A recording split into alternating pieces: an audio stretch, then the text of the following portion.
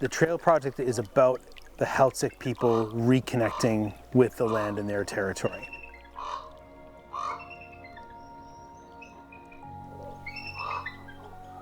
I mean, every day since we've built the trails, there's always somebody walking a trail. There's many people that take their families down and they post pictures, and it's just uplifting to see so many more people out. If we were to, sit and compare how many people walked this in 2019 and 2020 to now, like the percentage is massive.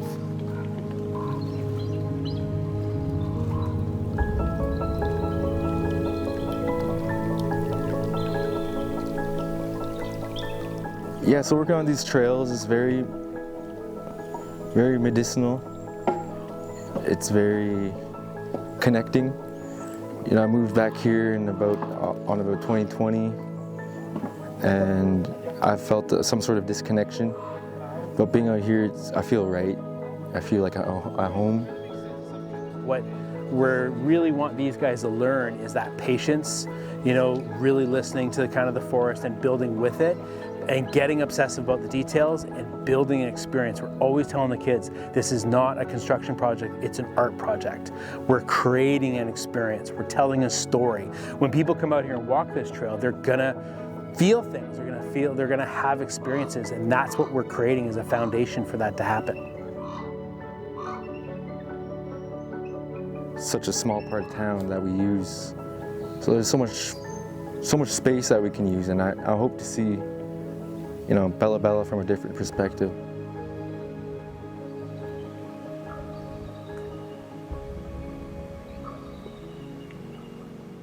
Martin's Lake has always been like a family swimming hole. We used to swim down here in the 1980s and 1990s.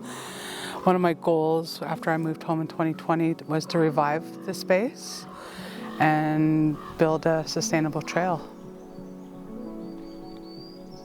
Anytime you're building any kind of trail, you're always working with the terrain.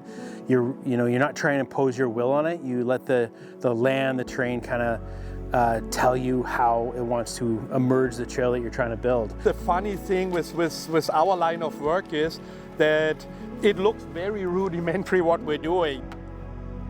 So the type of tools that we're using are really geared at being able to be packed in by a crew of 4 or 5 people, and that's why we're using what we're using. And with minimal tools, we are lifting this, 1.5 ton hydro pole up. And that's really what makes it tricky. And it's problem solving. You really have to be kind of obsessive about the details to get it right, and you have to be really creative.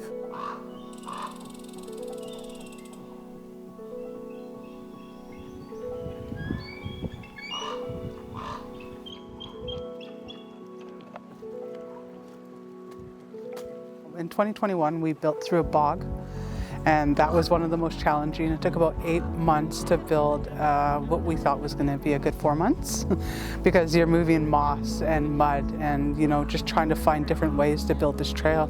It's probably the most sustainable and the least maintained because of where it's built.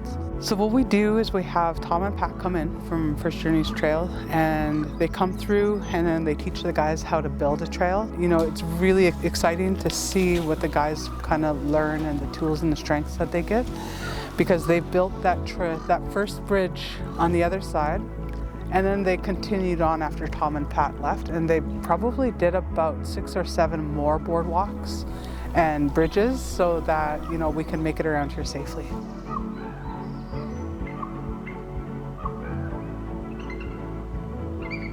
By building a trail here, we're actually opening it all back up again.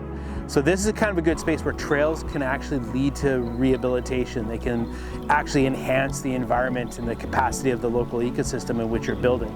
If you do it right, it can actually help the forest thrive.